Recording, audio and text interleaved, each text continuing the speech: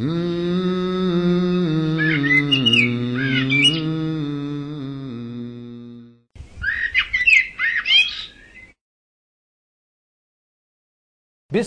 alhamdulillah, assalamu alaikum, peace be unto you. Welcome to the Deen Show, which is a way of life we try to put out there for everyone to see, helping you understand Islam and Muslims. And today we have a special guest, Sheikh Yaasir Qadhi. إن سألتم عن إلهي فهو رحمن رحيم أنزل الشرع حنيفا رحمة للعالمين رحمة للعالمين. Wa alaikum assalam, peace be unto you. We are going to have this week, we're going to have some special shows with the Sheikh. We're going to have Purpose of Life. We're going to have the most important and fundamental principle in Islam, which is Tawheed, the monotheism. We covered the Sheikh's history, so we're just going to briefly touch upon where you studied and where you're studying. I'm going to go on, correct me, or add to it. You studied 10 years at the Medina University. Is this correct? Correct. And you got your, what from there? My second bachelor's. You can kind of fill in the blanks. Okay, I got a bachelor's in Hadith Studies, which is, Hadith means the sayings of the Prophet Muhammad. That's a lot of work. Yeah, is that one of the harder? Yeah, it is considered to be one of the more, I guess it is considered one of the more difficult. And also in Aqidah? And then I have a master's in theology. Master's in theology.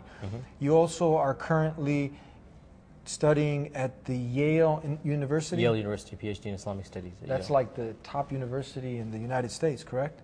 You're doing a lot of people at Yale would say that. Yeah, you're doing your Islamic studies there also. Yeah. So you're just going on with your education. Alhamdulillah. And you're teaching at a college, the institute called the Al Maghrib Institute? Al Maghrib Institute, yeah. Al Maghrib Institute. So you know what? He might not say it, but I'm going to say it. You're like a doctor in this field. I'm not yet a doctor. I'm doing my doctorate. So yeah. So now, if you got a sickness or if you got a problem, you go to the specialist. And we got a sickness, we got a problem today. We have problems, and we're trying to find solutions. We're trying to, out of the love, help one another, so we can have a better understanding, and so we can live more of an Islamic life. Because through living it, correct me anytime I'm wrong, please, because I'm learning, and I have you to help teach me. Alhamdulillah. Alhamdulillah, all praise to God. The more we live this Islamic life, which is surrender, submission to the Creator of the heavens and earth, and to His laws, which He's given us, the more we have peace, the more we acquire peace. In this world and the hereafter. In this world and the hereafter. And this is how really we're going to benefit. Because this life is transitory. Exactly. You can die anytime. Exactly. The real life is life for the hereafter. Now I'm getting to the problem, Sheikh. Okay. We got a little issue. And today, this is a family issue. It's an issue that we're going to cover with the men, but ladies first. Ladies first? Ladies first. Okay. We have many women today. And we're not picking on the women. Like I said, we're going to talk to the men soon, inshallah.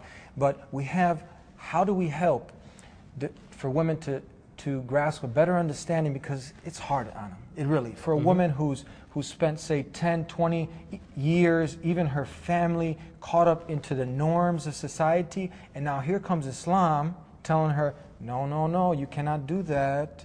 No, no, no, you can't do that. Now she's like about to pull her hair out. But she's caught between with the West, and she's been programmed her whole life, even through her family who weren't living, they were maybe living a traditional Islam, and now she was raised through her family and educating her this. She's still got good morals, but she's doing things that aren't correct. Maybe, not proper hijab cover. She's been educated through the soap operas, through the TV.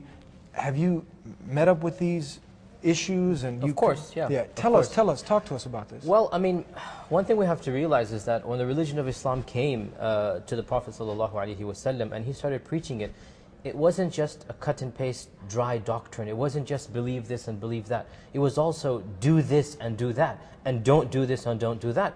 Theology and legal system, they go hand in hand in Islam. There is no concept of separation of church and state in the sense that you believe in certain things and then you do whatever you please. No, you believe and you act according to the will of God. So when the religion of Islam came down, certain laws were revealed that the people didn't like at the time. One of them was the abolishment of the caste system.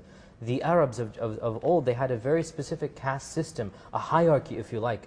And Islam came and abolished all of that. The people didn't like it, but when they accepted Islam, those who accepted it, they had to stick with it. And those who didn't, one of the main reasons they rejected Islam wasn't just because of theology.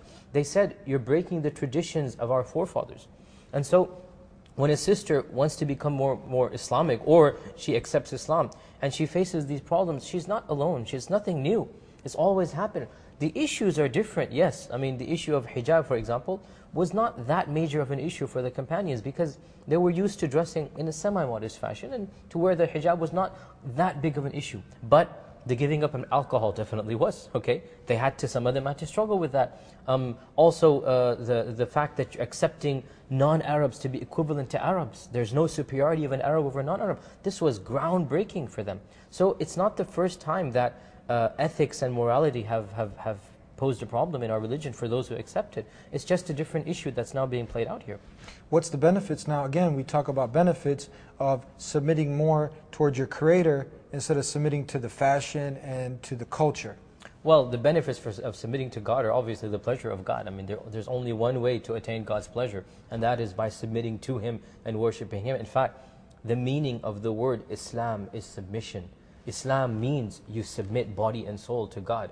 If a person doesn't want to submit to God, they're simply not a Muslim. So Islam or a Muslim is somebody who says, oh God, I want to follow you, I want to follow your religion, and I want to worship you the way that you have advised me and commanded me to do so. If a person says, I don't care what God says, really that can't go hand in hand with Islam, because Islam means submission. So to reject it is going against it. Now obviously if a person says, I know I should do it but I'm weak, that's not being a good Muslim, but you're still a Muslim. Okay, but to say I don't care, or it doesn't matter to me, that is basically rejecting submission. But to commit a sin is not rejecting submission. To commit a sin, you're guilty, and you say, oh God, forgive me, I know I should do this, but I'm not to that level yet. That's a sin in Islam. You're not a good Muslim, but you are still a Muslim, and God can indeed forgive you if you turn to Him. Now there's some confusion because you have some of the sisters and brothers, and again, I repeat, out of the love, because they're our mothers, our sisters, our aunts, our daughters, and they're more precious to us than the material things, the money, the diamonds, and that's why we want to protect them, we want to help them, we want to educate them, correct? Okay, so you see the confusion where you have a stream.